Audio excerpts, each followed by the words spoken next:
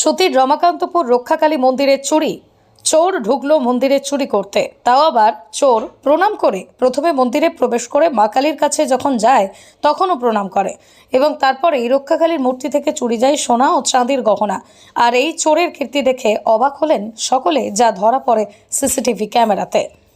মুর্শিদাবাদের সতী থানার অন্তর্গত রামাকান্তপুর রক্ষাকালী মন্দির সহ বহু প্রাচীন আর সেই রক্ষাকালী মন্দিরেই প্রাকৃতিক দুর্যোগের মধ্যে সোমবার রাত্রে দুঃসাহসিক চুরির ঘটনা ঘটল রামাকান্তপুর রক্ষাকালী মন্দিরে। চুরি হয়েছে মায়ের মন্দিরে, প্রণামী বাক্স সহ মায়ের গায়ের গহনা চুরি করেছে চোর।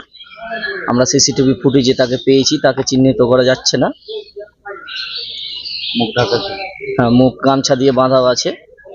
পুলিশ প্রশাসনকে ডেকেছি, ওরা তদন্ত করছে।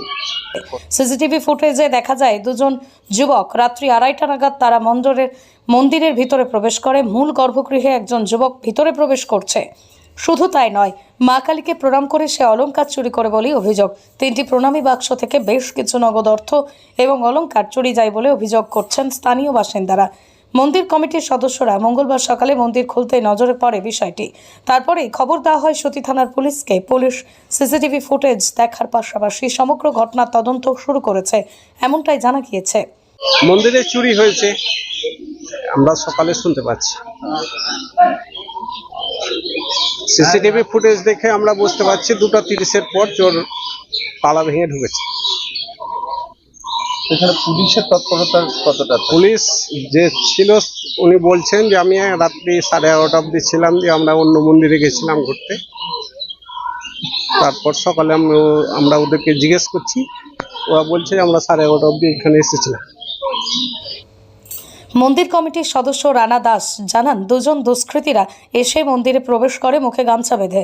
মন্দিরে প্রণাম করে প্রবেশ করে এবং মা কালীর মূর্তিতে যে প্রণাম করে, তারপরও তালা ভেঙে মূল গর্ভগৃহ থেকে চাঁদি ও সোনার গহনা মিলে প্রায় 3 ভরি সোনা চুরি যায়।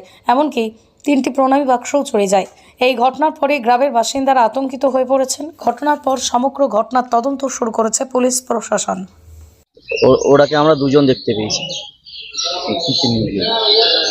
নিয়ে গেছে মায়ের গহনা, নাকে নিয়ে গেছে, কিছু গহনা নিয়ে গেছে, আর তিনটা বাক্স নিয়ে গেছে, প্রণামী বাক্স চুরি করে।